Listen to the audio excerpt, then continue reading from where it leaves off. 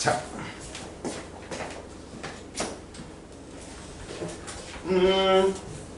지금 이게 좀 흐릿해서 안 보이니까 쌤 나눠준 지금 PPT 내용 이 부분들 좀 보시면서 이야기해 주시기 바라겠고요. 자, 테마 2 운동량과 충격량에 대한 내용들 이야기 한번 해봅시다.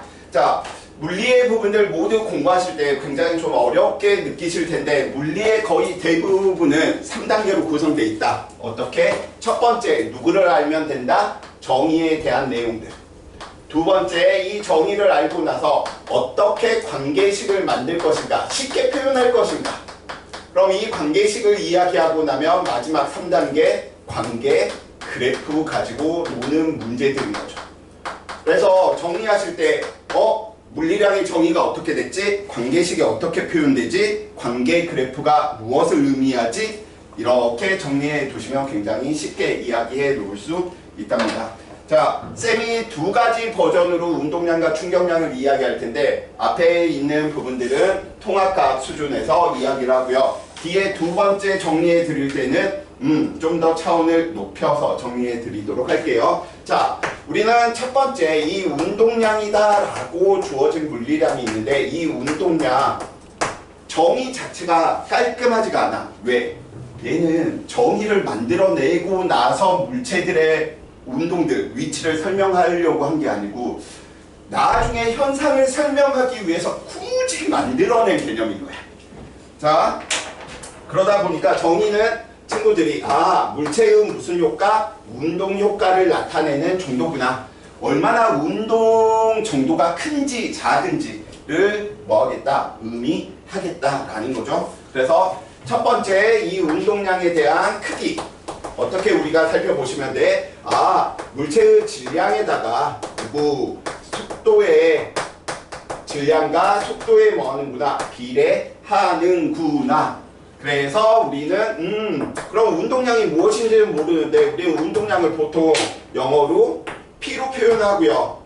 무브먼트인데 왜 도대체 P로 표현하는지 그 내용들은 질량도 M이고 얘도 M이면 좀 표현하기가 그렇잖아. 그쵸? 그러다 보니까 P로 표현한다. 그래서 우리는 살펴보다 보니까 질량에 비례하고 속도에 비례하는데 비례 상수가 하필이면 1이었던 거예요. 자, 그래서 크기는 질량과 속도로 우리는 운동 정도를 이야기하겠다. 중요한 건 얘야, 얘. 방향. 이 운동량은 항상 누구의 방향을? 물체의 빠르기, 속도의 방향과 같다라는 사실. 그래서 방향을 따지실 때 항상 누구를 따진다? 물체의 운동 방향을 운동량의 방향이다 라고 이야기를 해 주시기 바라겠습니다. 그래서 제일 중요한 거 방향이야, 방향. 자, 그러다 보니까 단위 한번 살펴보고 넘어갈게요. 질량의 단위 우리 SI 단위로 킬로그램을, 속력 속도의 단위 시간 동안에 이동한 거리다 보니까 우리는 미터 퍼 섹으로, 그래서 운동량의 단위는 킬로그램 미터 퍼 섹이구나 라고 이렇게 이야기해 주시면 되겠고요. 그래서 우리는 운동량 따지실 때 두 가지 따진다. 누구하고 누구, 크기가 얼마지, 방향은 어느 쪽이지. 방향은 속도의 방향을 뭐한다? 따른다 라고 이야기를 해 주시면 되겠습니다. 자, 그럼 예를 들어 다음과 같이 한번 이야기 한번 해보자고요. 질량이 예를 들어서 2kg짜리 물체인데 어느 쪽으로? 오른쪽 방향으로 1초에 2m씩 가는 빠르기를 가졌대. 그래서 나중에 벽에 꽝 하고 부딪힌 거야. 그러면 얘는 벽에 부딪히기 전에 가지고 있었던 운동량은 얼마니? 라고 이야기한다면 쌤 얘는 벽과 부딪히기 전에 처음 가지고 있었던 운동량은 질량이 2kg고요. 속력이 속도가 2였는데 방향이 어느 쪽이었어? 오른쪽이었기 때문에 플러스 또는 오른쪽 방향으로 크기는 4만큼이에요 라고 이야기를 하게 되는 거겠죠. 두 번째, 서진아. 그러면 꽝 하고 부딪히고 나왔더니 이 녀석의 왼쪽으로 2m/s로 부딪히고 나왔대. 그러면 부딪힌 후에 운동량은 얼마니? 쌤 나중 운동량을 살펴보니까 질량이 2kg이고요. 속력이 속도가 2네요. 그래서 4라고 이야기하면 안 된다라는 거야. 왜?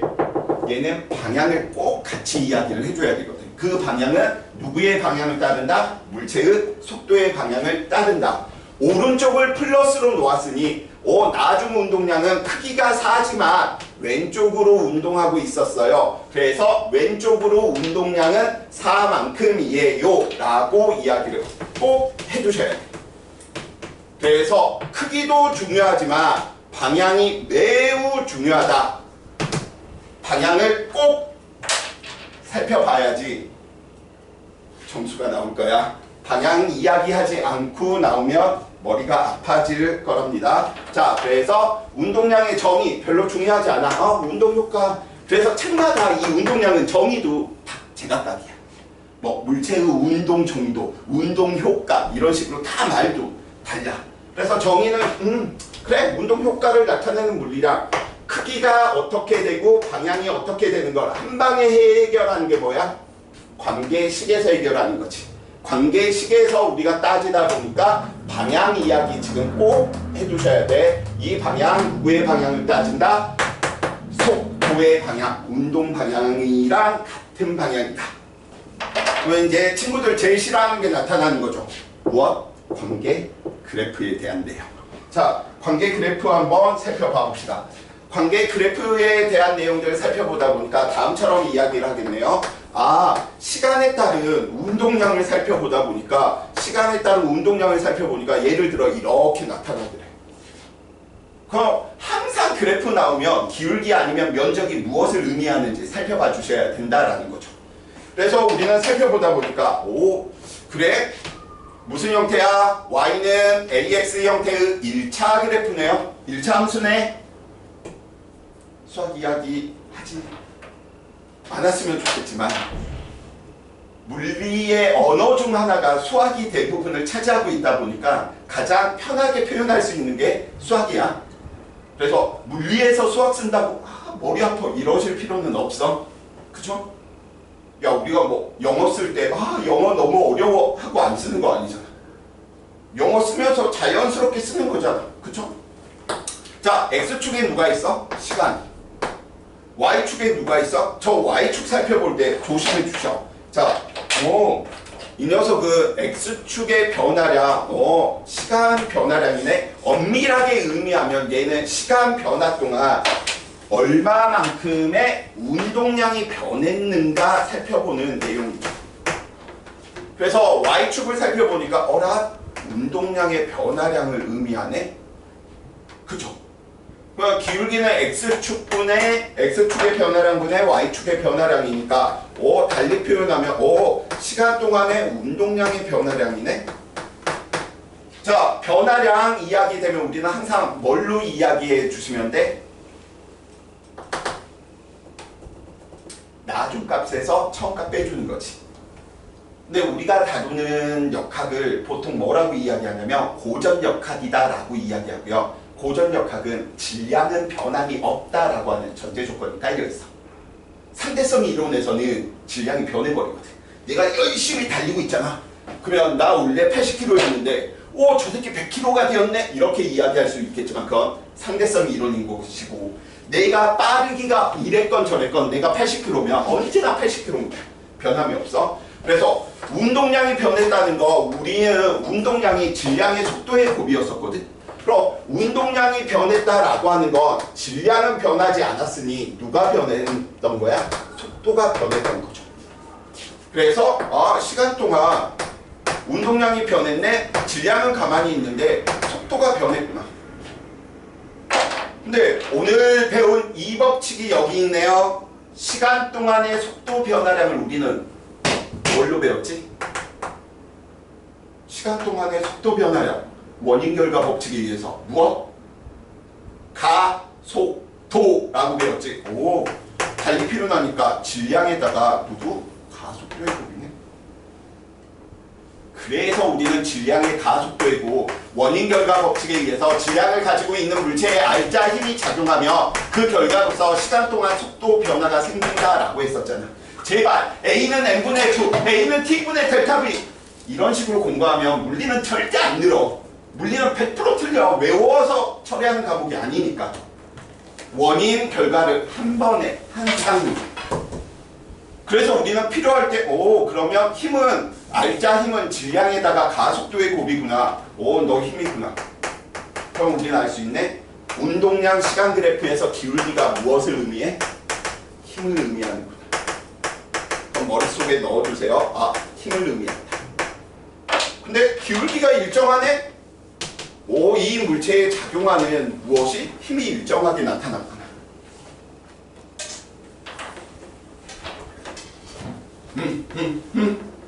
그래서 운동량 정의, 물체의 운동 정도 관계식, 질량의 속도의 곱에 비례했어. 단위도 확인하고요. 방향은 속도의 방향. 운동량 시간 그래프에서 기울기가 무엇을 의미하는구나? 힘을 의미하는구나. 기본 베이스야.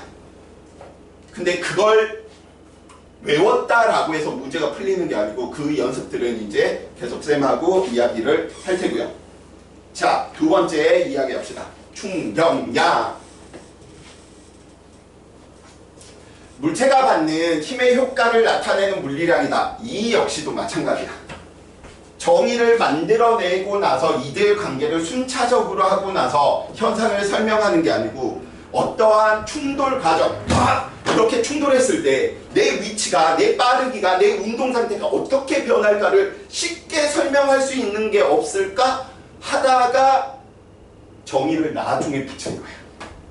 그러다 보니까 얘도 정의가 책들마다 다 달라. 물체가 받는 힘의 효과를 나타내는 물리량이다. 물체가 받는 충격의 정도를 알려주는 물리량이다. 이런 식으로. 그래서 정의는 좀 가볍게 넘어가 주셔도 된답니다. 그래서 쌤은 물체가 받는 힘의 효과를 나타내는 물리량이다. 그래서 이런 데에다가는 색깔 안 칠해져 있지. 자, 그러면 이 충격량이다. 우리가 보통 영어로 임펄스라고 이야기하기 때문에 I로 보통 많이 표현한답니다. 그래서 I로 이야기하고요. 그러면 얘도 마찬가지로 크기와 방향을 이야기할 텐데 얼마나 물체가 받는 힘의 효과, 충격의 정도가 클까? 앞에 앉으면 언제나 쌤의 실험 대상이 된답니다.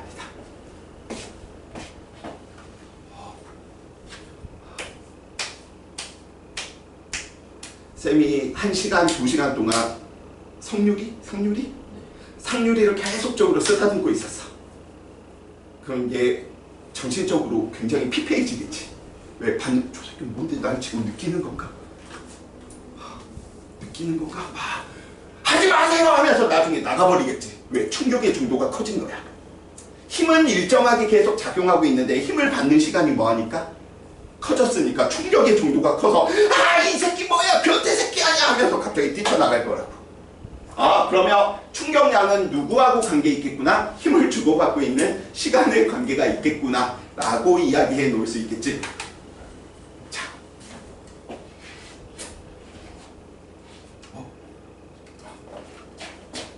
이번에는 좀 실험 대상을 바꿀게. 그럼 충격의 정도가 얼마나 클지 살펴보다 보니까 자, 받아봐. 충격의 정도가 안 크니까 지금 이 자리에 있는 거지. 그래서 쌤이 실험을 바꿀 거야.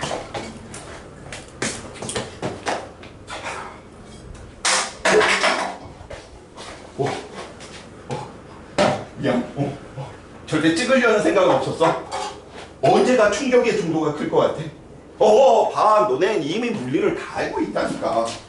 태어날 때부터 이미 다 알고 태어난 거야. 그래서 우리는 크게 살펴보니까 물체한테 가해진 힘의 영향을 받고요. 힘을 가한 시간에 뭐하는구나? 비례하는구나. 그래서 우리는 충격량을 좀 I로 표현한다라고 한다면 관계가 힘에 비례하고요. 얼마만큼 큰 힘을 줬는지 작은 힘을 줬는지 그 힘을 얼마나 오랫동안 줬는지 이야기하다 보니까 관계식이 어떻게 만들어지는구나. 충격량은 힘과 힘을 주고받는 시간의 곱으로 나타내는구나. 중요한 건 방향이야. 충격량의 방향은 항상 무슨 방향? 힘의 방향. 오케이?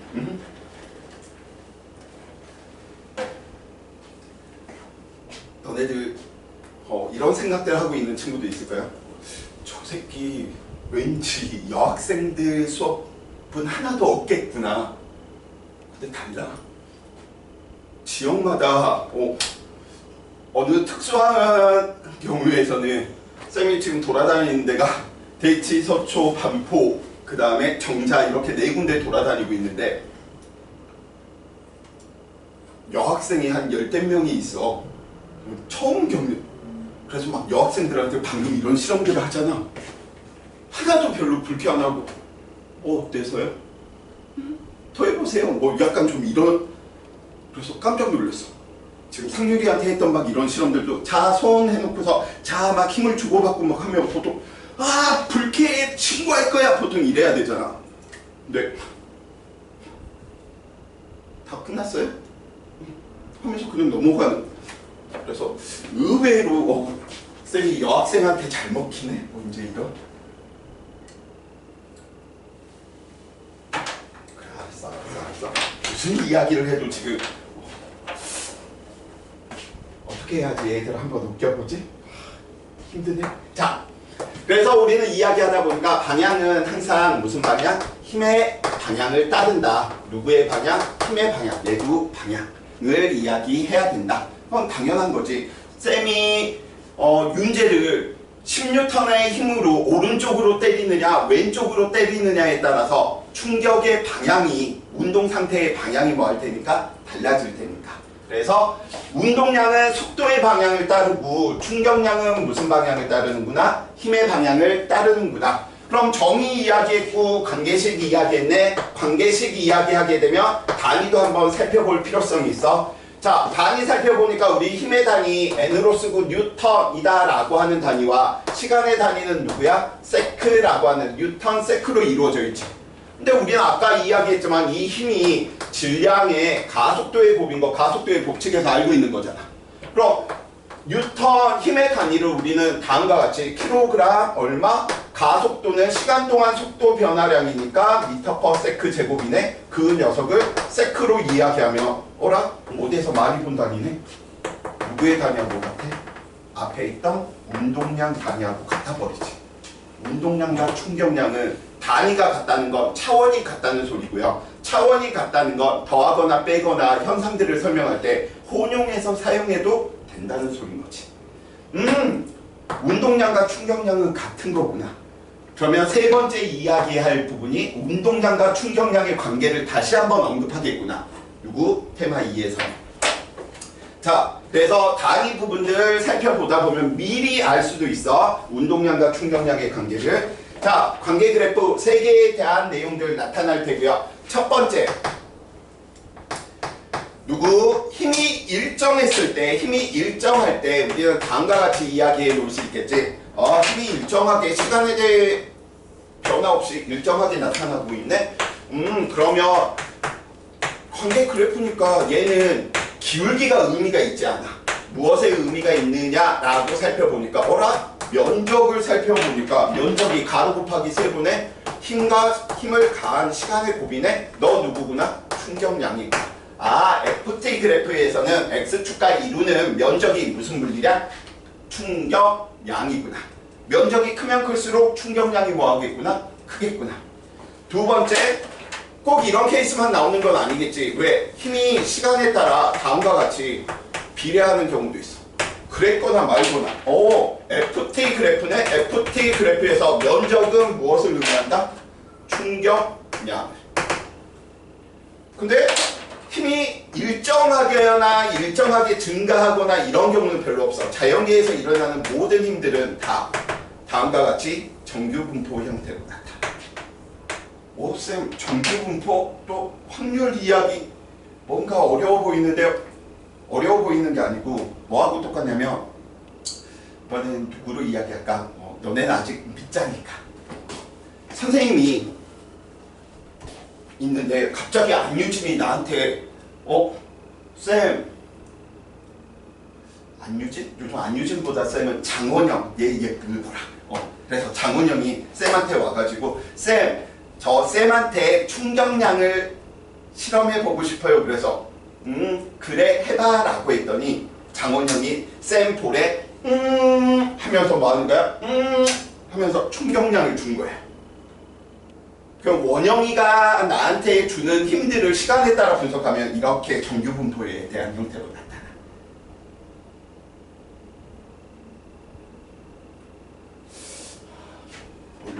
애들이 좀 웃길까? 고마워. 비웃음도 웃음이니까 웃음으로 쌤이 취급을 할게. 자, 아무튼 쌤 이거 어떻게 구해요? 뭘 어떻게 구해? 적분 구하면 되지. 시간을 매우 짧게 해가지고 이들 하나하나의 직사각형의 면적을 다 더하는 게 적분이잖아. 근데 그 적분을 하라고 하겠니? 아니지. 우리는 무슨 의미만 찾으면 돼? 힘이 이렇게 나타나는 건 자연현상에서 일어나는 건데 중요한 건 FT 그래프니까 이 면적이 의미하는 게 무엇이구나? 충격량이구나. 자, 근데 이렇게 이야기되는 이 부분들을 해석하기 나름인 거야. 우리는 적분을 통해서 해석을 안 하다 보니까 어떻게 이야기할 거냐면 지금 여기에 있는 이러한 힘이 이렇게 정규분포 형태로 나타나고 있을 때 얘 면적을 구해야 되거든. 왜 X축 시간은 어쨌거나 뭐 그냥 읽으면 되니까 쉽게 구할 수 있겠지. 근데 문제는 저 Y축이란 말이야. 근데 우리는 의미가 이 녀석이 충격량이니까 여기 있는 이 노란색 면적과 여기 있는 하얀색 면적이 같은 시간 동안 뭐 하면 된다? 같다라고 생각하고 문제 취급해도 되겠지. 왜? 여기 있는 이 두 쪽에 대한 면적이 여기 있는 이 녀석의 면적과 뭐 하면 될 테니까 같으면 이렇게 생각해도 된다라는 거잖아. 왜? 면적만 같으면 돼. 힘 시간 그래프에서 의미하는 게 누구니까? 충격량이니까. 이상한 생각하지 마세요. 이런 모양이죠. 그래서 우리는 힘이 이렇게 있더라도 어떻게 힘이 일정하지는 않았지만 힘이 일정하게 해서 시간 t 동안 같은 충격량을 가졌다. 그렇게 이야기하는 방법을 보고 우리는 무엇? 평균 힘이다. 이렇게 표현할 수도 있어. 그래서 곡선으로 나와 있을 때는 이 녀석들은 평균 힘이 이렇게 이야기할 수도 있겠구나 라는 거 같이 좀 꼭 머릿속에 생각해 주시기 바랍니다. 그래서 저 평균 힘들은 이제 이런 식으로 이야기할 수 있겠지. 이 곡선 면적에서 충격량이 주어져 있어. 그리고 시간도 눈에서 우리가 눈이 달려 있으니까 읽을 수 있을 거 아니니. 그래서 어떻게 시간에 대한 정보도 주어져 있어. 그러면 물어보는 게 무엇이겠어? 이런 곡선을 주고 나서 작용하는 평균 힘은 얼마이니 물으면 뭐 이게 적분으로 구해야 되는데 개소리 하지 말고 누구로 구하라는 소리야? 평균 힘으로 우리는 답하면 된다라는 거예요. 이해돼? 그래서 평균 힘은 어떻게 이야기된다? 시간 동안의 충격량 이야기해 주시면 됩니다. 오케이? 그래서 곡선 나와 있으면 평균 힘까지 꼭 좀 머릿속에 넣어 주시기 바라겠고요. 계속해서 살펴봅시다. 운동량과 충격량의 관계.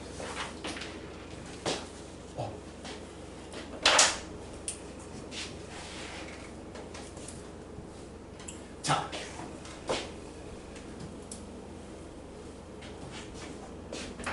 우리 앞에서 1법칙 뭐라고 배웠니? 1법칙 관성의 법칙, 뉴턴의 운동 2법칙 무슨 법칙? 가속도의 법칙, 뉴턴의 운동 3법칙 무슨 법칙? 작용, 반작용의 법칙이다 라고 이야기를 했잖아. 자, 통합과학에서는 친구들한테 야 물리 쉬운 거야 얼마나 쉬운지 알려줄게 이제 이야기하다 보니까 다음처럼 물체의 질량을 가지고 있는 물체가 오른쪽 방향으로 속도 v1을 가지고 있었는데 이 물체한테 무엇이? 힘이 작용을 했대. 힘이 작용을 했고요. 얼마 동안 힘이 작용했는지 그 시간도 표현돼 있어. 운동량에다가 충격량을 더했더니 운동 상태가 변했구나. 나중 운동량이 달라졌다라고 이야기할 수 있는 건 무엇이 달라졌기 때문에 질량은 그대로인데 질량은 일정한데 누가 달라졌다? 속도가 달라졌다. 그래서 우리는 다음과 같이 얼마만큼 힘을 주었는지 그래서 mv1 플러스 우리는 누구 F라고 하는 힘을 델타 T 동안 주었더니 운동 상태가 변했대. 속도가 변하고 운동 방향도 변할 수 있는 거죠. 자, 그래서 우리는 얘 충격량이네. 슝 넘기니까 충격량은 무엇이다 라고 이야기해 놓을 수 있는 거야. mv2 마이너스 mv1 V2 이게 뭐야? 나중 운동량인 거죠. MV1 질량과 처음 속도의 곱 누굴 의미하는 거야? 처음 운동량이네. 아, 그래서 핵심이 나오는 거지. 나중에서 처음 값 변화량인데 누구의 변화량이야? 운동량의 변화량이구나.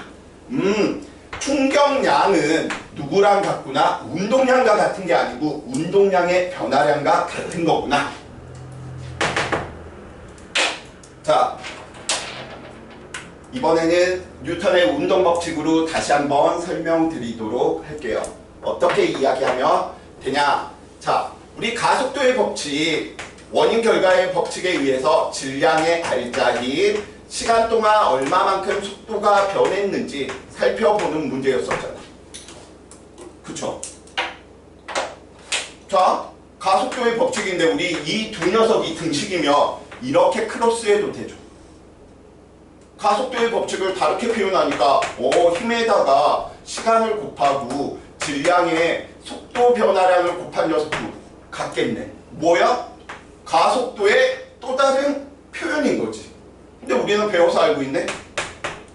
힘에다가 시간의 곱을 무엇으로 이야기하자? 충격량으로. 너 충격량이네. 질량의 속도 변화량이네. 누구? 운동량의 변화량인 거지. 즉 이미 우린 배웠던 거야. 가속도의 또 다른 법칙이었으니까.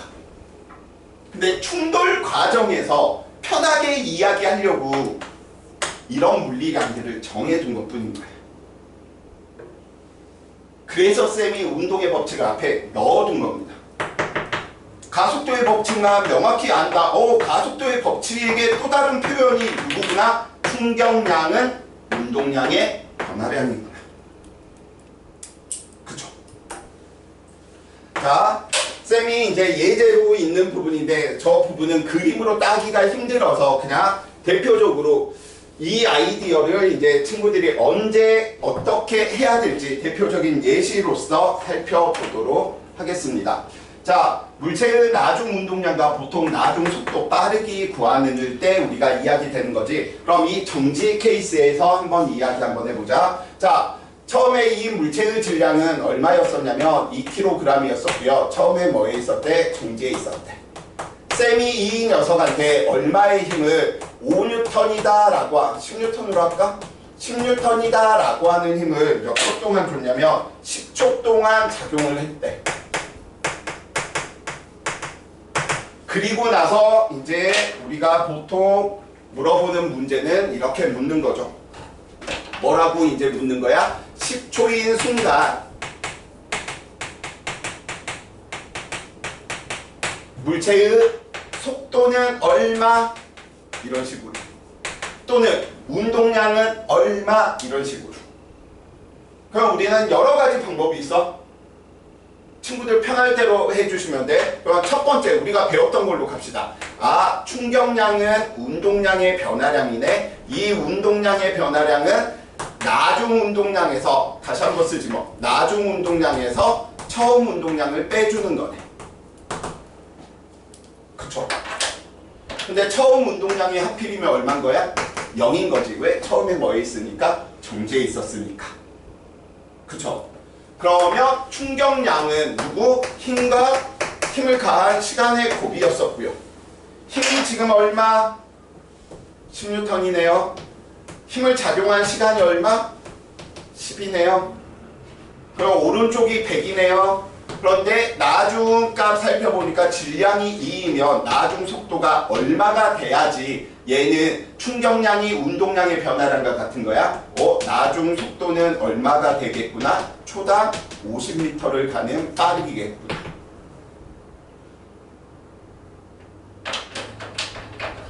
어떻게 이 부분 지금 정리해야 될지, 머릿속에 넣어놔야 될지. 정지에 있는데 힘을 시간하고 같이 주어져 있어. 그러면 이제 물어보는 형태가 누구? 다음처럼 속도를 물어보거나, 그럼 나중 운동량은 얼마니? 라고 물어보는 형태가 될 겁니다. 얼마 돼야 돼? 100. 단위까지 이야기하면 킬로그램, 미터 퍼 세. 이렇게 이야기해 주시면 된다라는 거죠. 거의 대부분 통합과학의 문제가 저 식으로 돼 있어. 지금 기본편만 이야기하는 거니까. 자, 두 번째, 이번에는 누구에 대한 내용이냐면 두 번째, 얘는 처음에 2kg짜리 물체가 정지해 있는 게 아니고요. 오른쪽으로 얼마만큼? 2m/s로 움직이고 있었어. 그랬는데 이거는 이제 조심해 주셔야 돼. 그래서 처음 조건이 정지하고 있었는지 운동하고 있었는지 살펴봐야 돼. 오른쪽으로 운동하고 있었는데 쌤이 오른쪽으로 10N의 힘을 몇 초 동안? 10초 동안 작용을 했답니다. 그리고 나서 물어보는 거지. 10초인 순간 속도는 얼마? 이렇게. 자, 그러면 이 녀석은 충격량은 그대로 얼마? 100이 되겠네요. 방향도 이야기하면 오른쪽으로 100이야. 그런데 이 녀석의 운동량의 변화량 살펴보면 나중 운동량이 얼마가 될지는 모르는데 질량은 변하지 않고 나중 속도는 몰라. 그럼 나중 운동량에서 처음 운동량을 빼줘야 되는데 처음 운동량이 얼마? 오른쪽으로 산 거죠. 그래서 우리는 그러면 나중 운동량 저 녀석 계산 들어가니까 얼마가 되겠구나? 104가 될 테고요. 이 녀석의 나중 속도는 그래서 얼마만큼? 초당 52m/s만큼 되겠구나. 세 번째, 운동 방향과 같은 방향으로 힘을 작용을 안 하고 이번에는 반대 방향으로 힘이 작용하는 경우 이야기해 봅시다. 이 녀석이 처음에 오른쪽으로 얼마만큼? 2kg짜리 물체가 오른쪽으로 2m/s로 운동하고 있었어. 계속 상황은 똑같습니다. 10N의 힘을 몇 초 동안? 10초 동안 주는데 이번에는 반대 방향으로 준 거야. 운동 방향과 반대 방향으로. 그래서 10N의 힘을 몇 초? 10초 동안. 그리고 나서 나중 속도 얼마? 이렇게 물어보는 거죠. 자, 교양 이 녀석의 충격량은 얼마가 되겠어? -100. 나중 운동량 얼마일지 모르지만 2 곱하기 V. 처음 운동량은 얼마? 오른쪽으로 4지. 그러니까 이럴 때 방향 잘못 잡아버리면 전혀 다른 계산 나와. 방향 계속 생각을 해주셔야 되고요. 그래서 2V였던 이 녀석이 이번엔 얼마? -96이 되겠네요. 그래서 이 순간에 10초인 순간 때 속력은 얼마가 되겠어? -48이라는 거. 얘 운동 방향이 왼쪽 방향으로 얼마? 초당 48m/s로 움직인다라는 소린 거지. 그래서 이 부분들 처음 조건 정지에 있는지 운동에 있는지 확인하시고요. 두 번째, 운동 방향과 같은 방향으로 힘이 작용한 건지 반대 방향으로 작용하는 건지로 적용시켜서 충격량과 운동량의 변화량의 관계로 문제를 해석을 해달라라고 이야기를 해 놓으시면 되겠습니다.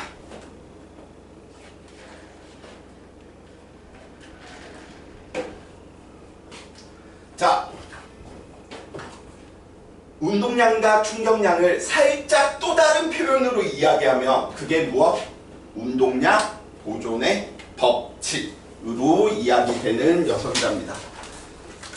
자, 자연계에 깨지지 않고 있는 4개의 법칙이 있는데 첫 번째, 에너지 보존의 법칙. 두 번째, 전하량 보존의 법칙. 세 번째, 광속 일적 불변의 법칙. 네 번째, 지금 이야기되는 운동량 보존의 법칙. 이렇게 이야기가 되겠고요. 자, 어려운 내용 아니니까 계속 운동의 법칙들 1법칙, 2법칙, 3법칙 잘 기억을 해놓고 계시면 되겠습니다. 자, 운동량 보존의 법칙 빠방. 자, A라고 하는 이 물체의 질량은 멍아라고 이야기를 하고요.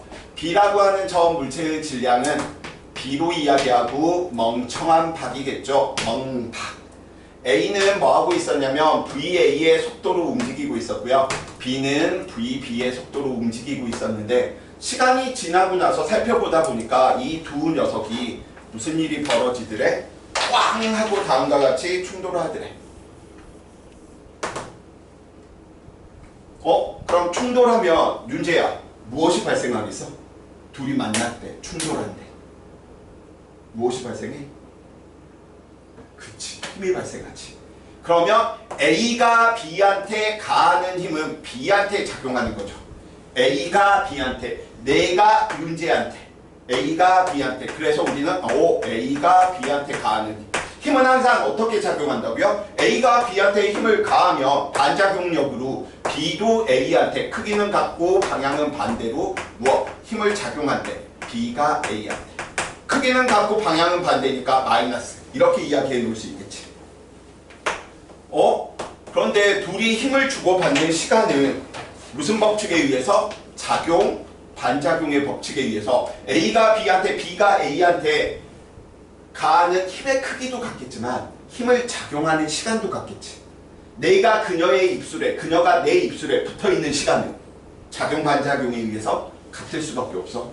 나는 10초 동안 뽀뽀를 했는데 그녀는 20초 동안 했대. 잘못된 거죠. 작용, 반작용에 어긋나니까. 그러면 봐봐. A의 입장에서는 B가 A한테 주는 힘 때문에 운동 상태가 변했겠죠. 근데 A의 질량은 변할 리 없으니 누가 변한 거야? 운동 상태가 변했다는 거? 빠르기가 변했다는 거지. 그래서 이때 속도로 우리는 VA 프라임 이렇게 이야기합시다. 그럼 B도 A가 B한테 주는 힘 때문에 무엇이 나타났겠구나? 변화가 나타났겠네요. 그래서 운동 상태가 변했고요. VB 프라임. 오케이.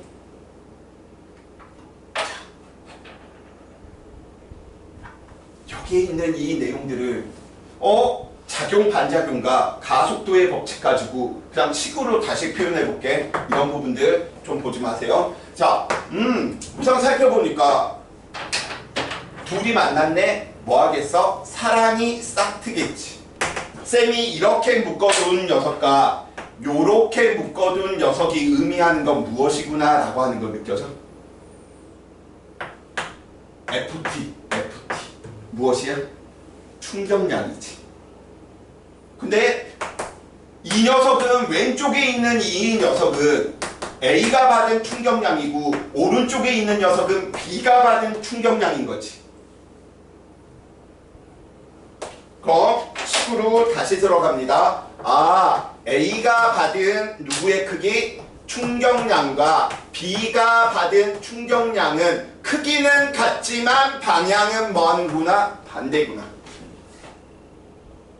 쌤, 이거 마이너스 플러스, 그건 수학 논리라고 이야기했어.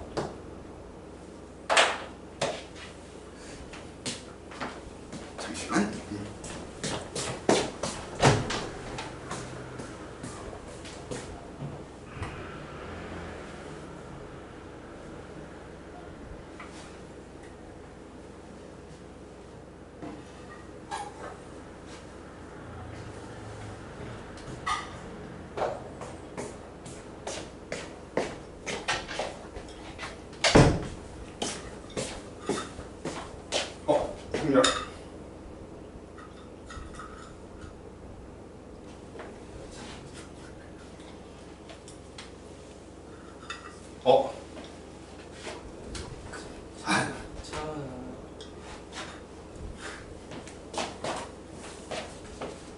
윤재 먹어봐서 알잖아.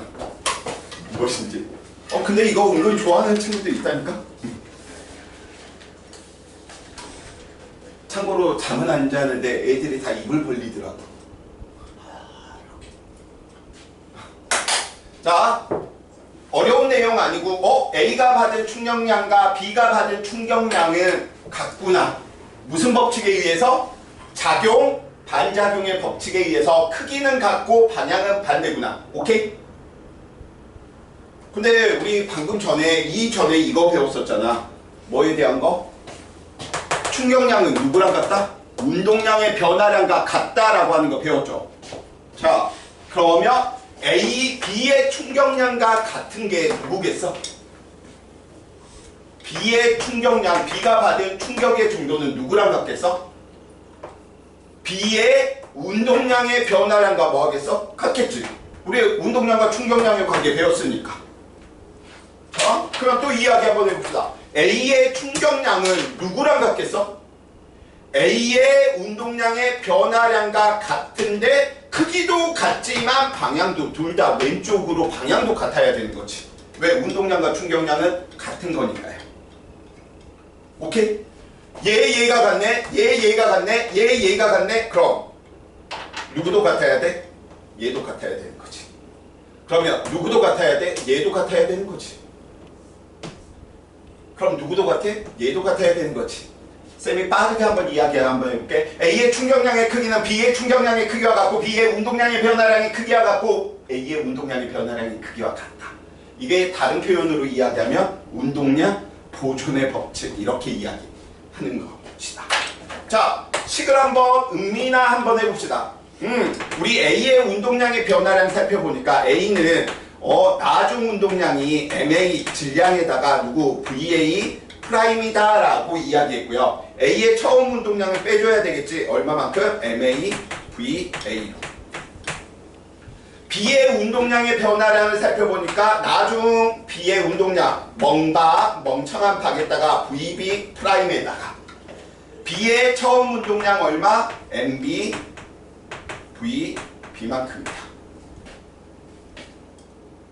근데 왜 윤재 계속 나한테 점수 안 보내? 이따 보내?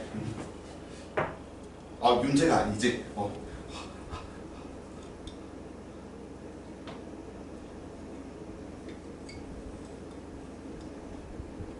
왜 갑자기 이름이 기억이 안 나지?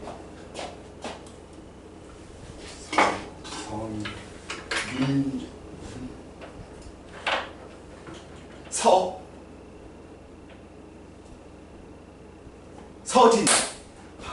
역시 똑똑한 것 같아. 자, 그래서 우리 이 녀석을 이제 뭐 하는 거야? 우당탕탕 정리해버리니까 프라임이 있는 건 프라임이 있는 대로, 프라임 없는 건 프라임 없는 대로 정리하니까 이렇게 이야기하네. MA 얼마만큼 VA 플러스 멍박 브박은 누구? MA VA 프라임 플러스 얼마? MB VB 프라임.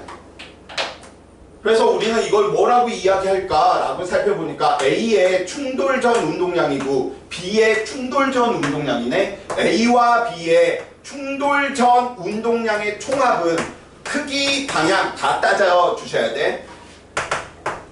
충돌하고 나서 누구? 충돌 후 운동량의 총합의 크기와 방향이 뭐여야 된다? 같아야 된다 라고 이야기하는 게 뭐야? 운동량 보존의 법칙, 줄여서 운보법 이야기하는 녀석입니다.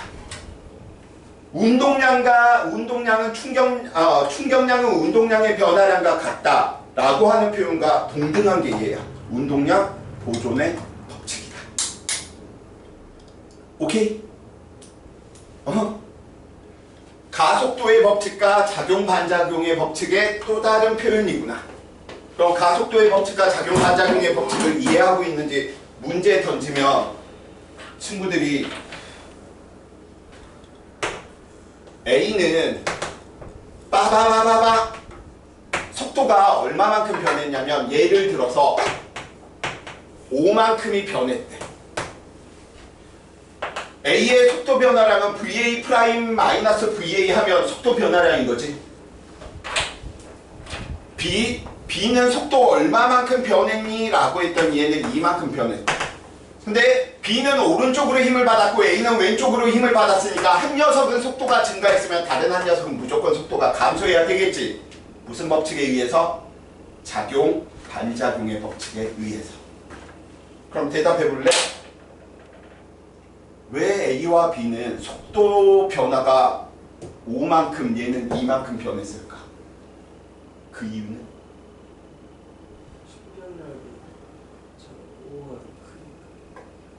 오! 작용 반작용에 의해서 충격량이 같아. 틀렸지만 지금처럼 대답 굉장히 쌤이 원하는 수업이야. 나 혼자 짓거리는 것보다 서로 같이 주고받는 게 가장 효과가 좋은 부분이야. 자, 우리 다시 한번 쓰면 충격량은 누구구나? 운동량의 변화량이구나. 근데 이 운동량의 변화량은 질량의 질량이 변할 리가 없으니까 누구만 변하겠구나? 속도가 변하겠구나. 자, 살펴보자. A와 B는 작용 반작용에 의해서 충격량은 같을까요? 다를까요?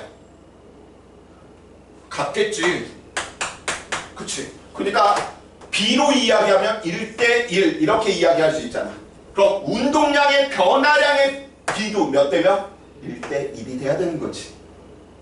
근데 속도가 변하는 정도가 이 녀석이 5만큼 변했다면 이 녀석은 왜 이만큼 변했을까요? 이제 대답할 수 있지. 왜 속도가 얘는 5만큼 많이 변했고 얘는 왜 속도가 이만큼 변했을까? 같은 크기의 힘을 주고받았는데 질량의 비가 몇 대 몇이었습니까?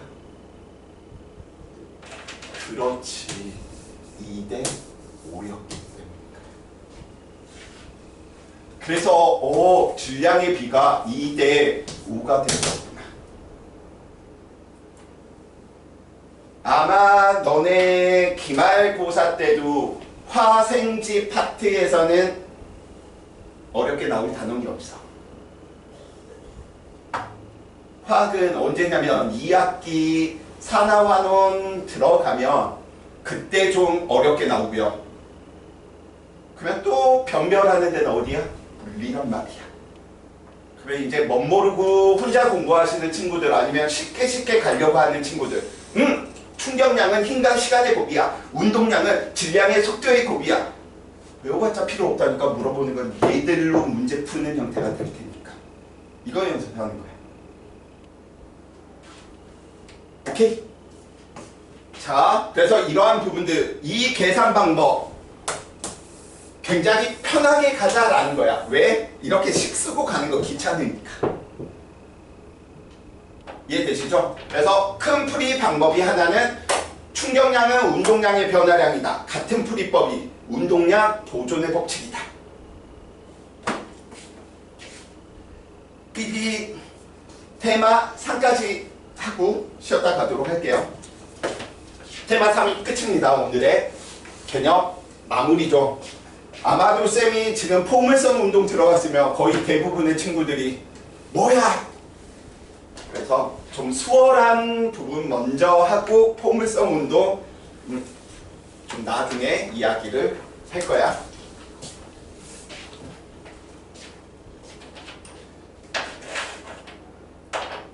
쌤이 어디까지 연습시켰냐면 너네 그 집보 때 쌤이 풀으라고 했던 문제들 가운데 물투 문제까지 넣어놨어요.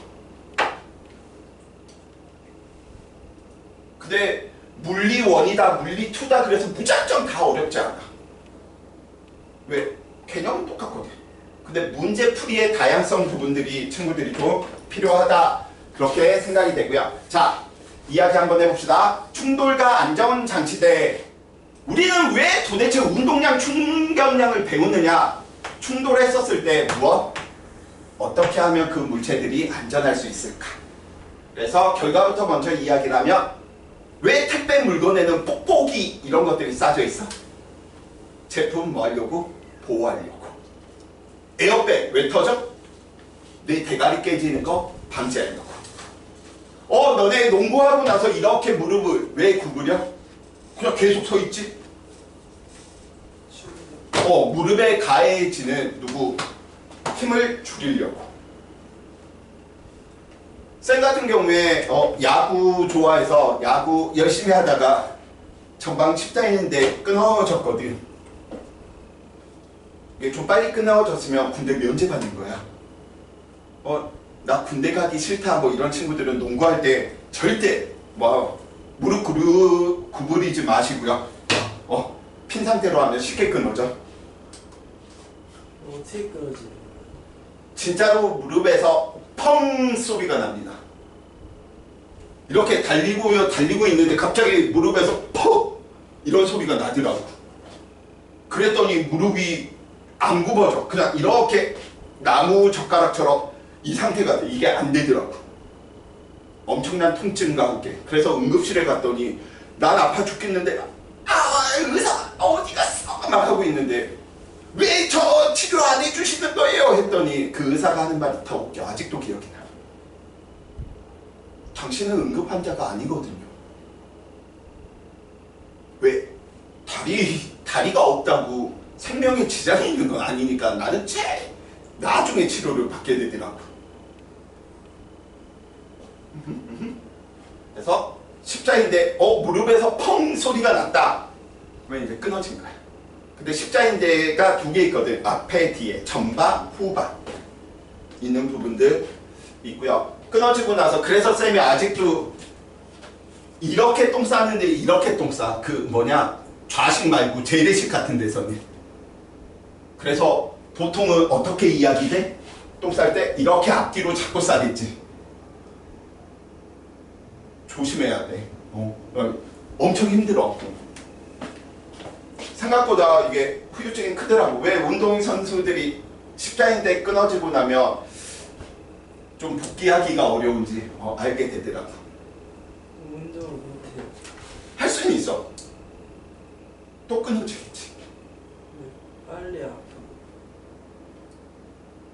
빨리. 안 다치는 것보다 훨씬 빨리 무릎이 필요해지고. 그런 부분들은 있죠. 뻣뻣해지거나 이러한 부분들은. 이게 안 된다니까, 쌤. 나보고 무릎 꿇으라고 이렇게 하면, 쌤, 이게 최대야. 이런 식이. 보통 이렇게 다 구부려지어야 되잖아, 양쪽이. 이게 잘 안 돼.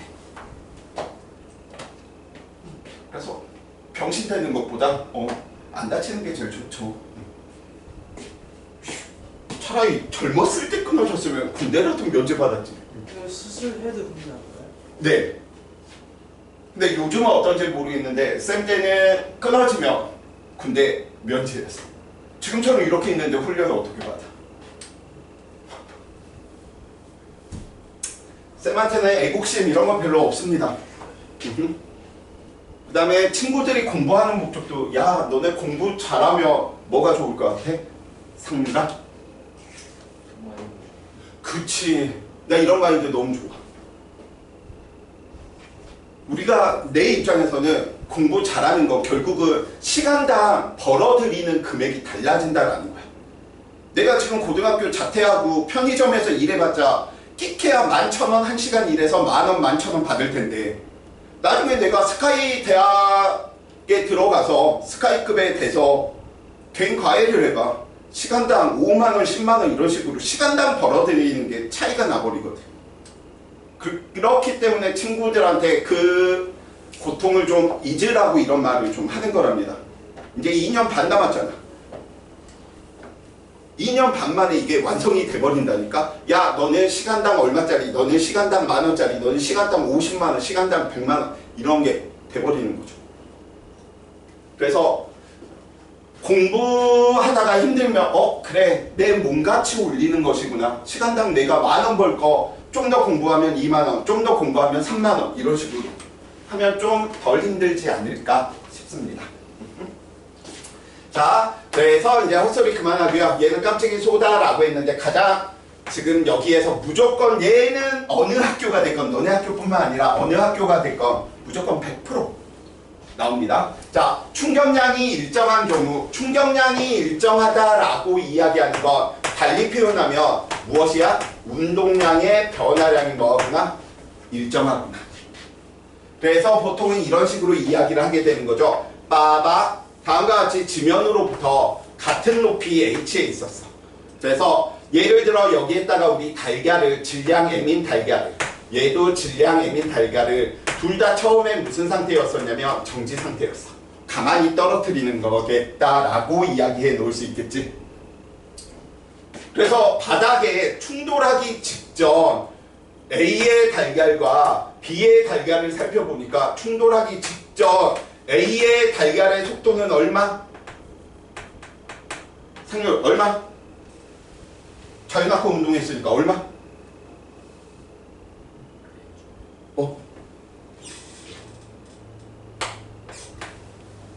얼마? 형태는 기억하고 있는 것 같아. 루트 2 G H 우리 자유낙하 운동할 때 그래서 H에서 떨어뜨릴 때와 4H, 9H였을 때 속력의 비가 1대 2대 3이다. 이런 것들 연습시켰던 거잖아. 쌤 생각이 안 나는데요. 괜찮아. 포물선 운동할 때 다시 또 깊숙하게 다 해드릴 테니까 제발 시험 보기 전까지 외우라고 하는 거 좀 외워주시기 바라고요. 그러면 비의 속도도 마찬가지로 같은 질량이고요. 충돌하기 직전의 속도는 비도 뭐에? 같구나. 근데 충돌 후에 살펴보면 충돌 후에 A의 속도는 얼마가 되겠어? 0이 되겠지. 충돌하고 나서 충돌 후에 B 달걀의 속도도 얼마가 되겠어? 0이 되겠지. 오케이? 아, 그러면 둘 다 처음에 속도는 같았는데 질량도 같고요. 운동량도 같았는데 운동량이 나중에 0으로도 똑같네? A와 B는 무엇이 같구나? 운동량의 변화량이 같구나. 달리 표현하면 누가 같구나? 충격량이 같구나. 오케이? 그러니까 지금 A 달걀과 B 달걀, A컵과 B컵은 다 똑같다는 소린 거야. 누가? 충격량이, 운동량의 변화량. 자, 그래서 그걸 이제 이야기하는 게 누구? 힘 시간 그래프로 살펴보니까 왜 A는 깨지고 B는 안 깨졌을까를 살펴보자라는 거야. 그래서 첫 번째 우리는 FT 그래프니까 저 그래프의 넓이 이거 하나만 너네 우리 교과서 교재에서 살려둔 부분이야. 이건 교재에 빈칸 채우기에 있는 거 유일하게 쌤이 괜찮은 부분만 살려두거든요. 여러 군데에서 수업하다 보니까 장점이 뭐냐면 우선 트렌드를 잘 알아. 두 번째, 좋은 게 있으면 여기에서 좋은 거 따다가 저기에서 좋은 거 따다가 내 거 마냥 믹스시켜버리는 거야. 지금처럼. 다른 책에는 이런 게 별로 안 나와 있는 책들이 있거든. 그러면 이제 뭐 하는 거야? 믹스시켜버리고 내 거. 자, 그래프의 넓이 무엇을 의미하죠? FT 그래프니까 FT 그래프 무엇을 의미한다? 충격량을. 그래서 살펴보니까 이 녀석의 충격량, 이 하얀색과 누구? A로 있는 녀석인 거죠. B 녀석 살펴보니까 이 B 녀석, 이 빨간색의 이 면적은 뭐해야 된다라고 이야기할 수 있어? 같아야 되는 거지. FT 그래프에서 면적이 무엇을 의미하니까? 충격량을 의미하고 운동량의 변화량을 뭐하니까? 의미하니까. 그래서 그래프의 넓이 살펴보다 보니까 그래프의 넓이는 충격량, 운동량의 변화량이네. 아, 그렇게 따지니까 우리는 충격량을 의미하는구나. 그냥 얘 말로 안 쓰고 식으로 그냥 쓸게요. 충격량은 누구 의미하는구나? 운동량의 변화량을 의미하는구나. 자, 들어갑니다. 그럼 충격량은 누가 더 커? A, B로 쌤이 낫죠? 뭐 1, 2로 놔도 상관없고요. 상관없습니다. 누구? 충격량은 누가 더 커? A와 B가 뭐해? 같죠? 누가 같으니까? 운동량의 변화량이 같으니까. 운동량의 변화량 A와 B의 운동량의 변화량도 뭐하네? 같네. 다 같은 말이야. 근데 왜 운동량, 충격량은 같은데 얘는 깨지고 안 깨졌을까를 보겠다라는 거죠. 그래서 우리는 그러면 이 충격량은 힘을 가한 시간의 곱이네. 그럼 깨졌다라고 하는 건 힘이 크게 작용했다. 그때 그 힘을 보고 우리는 보통 충격력이다라고 이렇게 이야기를 해. 충격량이 아니고 얘는 힘이야. 충격력. 평균 힘, 평균 충격력. 이렇게 이야기되는 녀석인 거죠. 이건 똑같은데 그러면 A가 깨졌다는 건 A의 입장에서는 누가 힘이 뭐했고요? 충격력이 컸고요. B는 충격력이 뭐한 거야? 작았다는 소리인 거지. 그걸 눈으로도 확인할 수 있지. 얘는 누가? 힘이 컸네. 얘는 힘이 작았네. 이것도 평균 힘으로 이야기하면 얘는 평균 힘이 이만큼이었었다라고 이야기한다면 얘는 평균 힘이 너는 이만큼이었었구나. 그래서 우리는 누가 충격력을 살펴보니까 A가 B보다 뭐하는구나? 평균 충격력이 뭐하구나? 크구나. 힘이 컸으니까 달걀의 컵을 깨트린 탄성 한계를 넘어선 힘이 나타난 거야. 근데 충격량은 같아야 돼. 그럼 힘을 받는 시간은 누가 더 길어야 돼? 눈 삐꾸냐 안 삐꾸냐의 문제로 이야기되는 거 똑같지. 힘이 크니까 시간은 짧고요. 힘이 작아지니까 시간은 넓죠. 그래서 시간은 누가 더 길어? B가. 그래서 이 부분들 친구들이 해석 잘해주시면 되겠습니다. 오케이? 그럼 도대체 이런 거 어디에 이용하느냐? 어디? 안전장치에 이용하겠다. 자, 충돌과 안전장치 원리. 힘이 작용하는 시간을 어떻게 길게 해서 힘의 크기를 충격력을 어떻게 작게 만든다라는 거지. 왜? I는 FT인데 이미 사고가 날 때 내가 자동차를 타고 가다가 받는 충격량, 운동량의 변화량은 정해져 있어. 왜? 최종적으로 뭐 할 거니까? 정지할 거니까. 그래서 충격량은 얘는 지금 일정해. 그런데 안전해야 된다, 힘이 작아야 된다라는 거지. 그러면 누구? 힘을 작게 하기 위해서는 힘이 나타나는 시간을 뭐 해야 되겠구나? 길게 해야 되겠구나. 이게 뭐야? 원리인 거지. 안전장치. 그래서 지금 여기에 있는 모든 것들이 다 같은 방법이야. 점프를 하고 나서 무릎을 구부리는 이유가 누구? 힘을 작용하는 시간을 어떻게 길게 해서 충격력을 뭐 하는 거야? 낮추는 방법인 거죠. 오케이? 포수가 보통 요즘은 미트질 안 하지. 예전에는 스트라이크 존드 이 판정 때문에 막 이런 미트질을 했었는데 쉽게 이야기하면 포수가 왜 이렇게 뒤로 빼면서 받아? 충돌 시간을 길게 해서 충격력을 뭐 하려고? 작게 하려고. 오케이? 자, 반대로 이야기합시다. 이게 안전장치의 원리라면 이 안전장치 원리의 반대는 무기 만드는 데 사용되겠지. 그러니까 UFC 볼 때 뭐 하는 거야? 끊어쳐 아니면 이렇게 밀어쳐? 끊어치지. 왜? 충격량은 일정한데 내 주먹이 변화시킬 수 있는 충격량은 정해져 있단 말이야. 그러면 시간을 짧게 해버리니까 상대방한테 전달하는 충격력을 크게 만들어 버리겠다라는 거죠.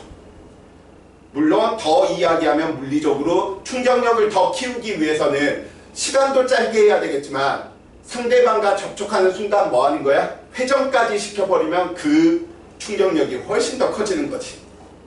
지금처럼 물리는 모든 부분에 다 설명을 할 수 있다라는 거. 자, 그래서 그것만 잘 구분해 주시면 돼. 그래서 충돌 시간을 길게 해서 누구 충격력을 줄이는 가장 대표적인 예가 누구야? 에어백 같은 경우. 뭐 쉽게 이야기하면 뽁뽁이 있는 케이스인 거지.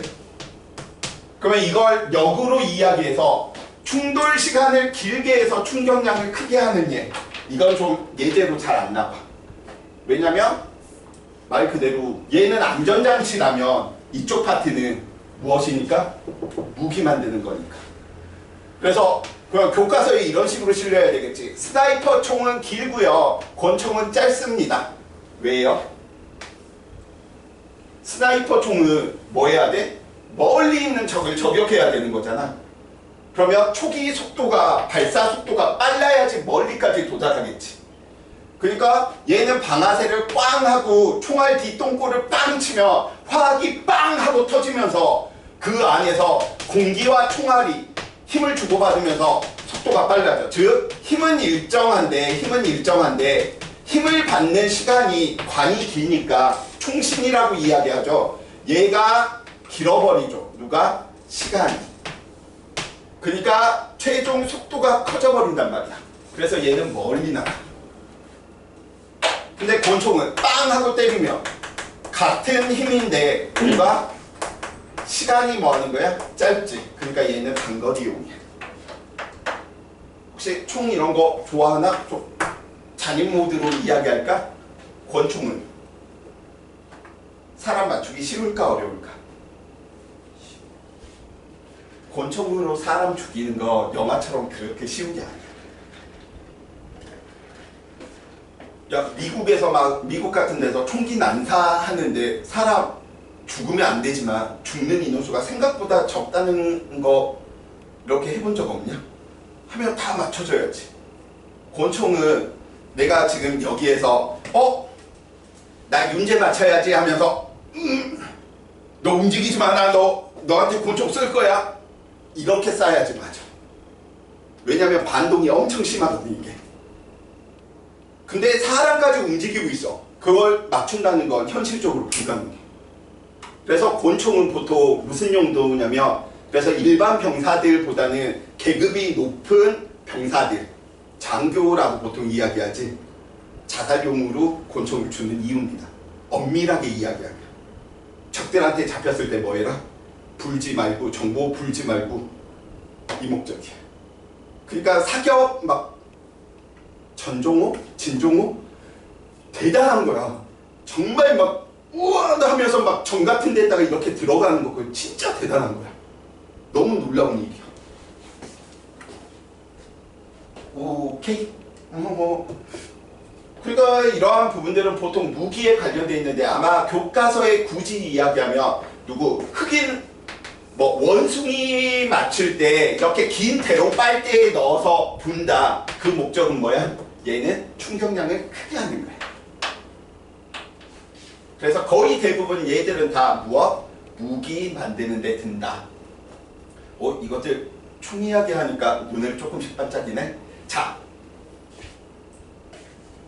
전쟁에서 가장 먼저 이야기되는 게 공군, 해군, 육군 중에 누가 가장 먼저 공격을 들어갈까? 전쟁이 일어나면. 우선 공군이 뭐 하는 거야? 한 방 폭탄을 팍 뿌려. 어느 정도 초토화를 시켜둔다는 소린 거지. 그 다음에 해군이 이제 뭐 하는 거야? 두 번째 뿌려. 그리고 이제 육군이 들어가서 이제 진압들을 해야 되는데, 그래서 육군이 들어가지 않으면 전쟁이 안 끝나. 왜냐면 아무리 폭탄을 쏟아 부어봤자 살아있는 얘들이 더 많거든. 지하 벙커에 들어가 있고 이래버리면. 그래서 육군이 항상 제일 마지막에 들어가거든요. 왜 이제 육군이 들어가면 항상 이제 뭐 하는 거야? 영화에서 보면 막 미친놈들 아다다다다다다다 이렇게 총 쏘잖아. 그거 영화니까 그래. 통계를 내보니까 한 명 죽일 때 한 명의 사상자가 나타날 때 총알이 2,000발인가 쓰인대. 근데 생각해봐. 그 말이 맞는 말이, 너네 전쟁이 일어나서 너한테 총 주면 돌격 앞으로 하면서 너 총 쓰고 갈래? 그럼 미친놈은 없다라는 거야. 그러면 나 다 맞아 죽겠지. 그러니까 항상 대치되는 상황에서 뭐 하는 거야? 깊숙한 구덩이, 홀을 파놓고 사격을 해? 이렇게 쏘겠지, 총. 근데 영화에서 이런 장면들이 안 나와. 근데 실제에서는 이렇게 쏘니까, 안 보고 쏘니까 이게 한 2,000발을 쏴야지 한 명 맞을까 말까래. 그래서 걱정하지 마. 혹시나 전쟁이 일어나서 너네는 끌려가겠구나. 쌤은 이제 안 끌려가도 돼. 나이가 됐어. 그런 나이야. 잘 갔다 오세요. 그래서 돌격 앞으로 하면 가지 마시고요. 어떻게? 총 이렇게 쏘는 거다. 그래야지 내가 안전한 거지. 그죠? 진짜라니까. 그래서 그 관점에서 쌤은 북한이 전쟁을 못 일으킨다에 한 표를 던지는 쪽이야. 전쟁은 돈이 있어야지 하거든. 총알이 그렇게 많이 드는데, 총알값만 해도 그렇게 많이 드는데 돈이 없는데 전쟁을 어떻게 해? 그래서 돈이 있는 나라들이 뭐 하는 거야? 전쟁하는 거야. 그러니까 우크라이나 돈이 없으니까 어떻게 계속 유럽, 미국한테 우리 무기 좀 주세요, 우리 지원 좀 해주세요, 이 작업들 하는 거잖아. 근데 북한이 우리 돈 좀 주세요, 우리 무기 좀 주세요, 옆에서 도와줄 나라가 얘네는 별로 없잖아. 먹고 살기도 힘들어. 돈이 없어. 근데 전쟁을 일으킨다고? 말도 안 되는 소리. 아무리 김정은이 미친놈이지만 그럴 수 없어. 본인이 진다는 걸 가장 더 잘할걸? 아마도. 자, 헛소리 이제 그만하고요. 그래서 이 무기 쪽은 좀 크지 않으니까 쌤 그럼 이 부분들을 어떻게 정리하면 돼요? 항상 통제 변인, 조작 변인, 종속 변인들 이야기를 잘 해주시면 돼. 우리는 아까 이야기하던 대로 평균 힘이다라고 이야기하는 거 시간 동안 누구? 충격량도 이야기할 수 있었지. 그래서 누가 일정할 때? 충격량이 일정할 때 이들의 관계를 가지고 노는 거야. 근데 무기 만들어내는 무기에 이용되는 충격량에 대한 개념은 다른 거죠. 누구? 아, 충격량은 힘을 가한 시간의 곱인데 누구를 얘는 통제시키는 거야? 힘을 일정하게 한 상황에서 힘을 주고받는 시간을 길게 해서 충격량을 길게 만들어 버리는 거야. 그래서 이거 구분만 해주시면 돼. 충격량이 일정하니 충격력이 일정하니. 근데 거의 대부분은 얘에 걸릴 거야. 오케이? 자, 그래서 오늘은 세 가지 개념들이 다 끝났고요. 10분 쉬었다가 이제 문제들 보면서 좀 정리하도록 합시다.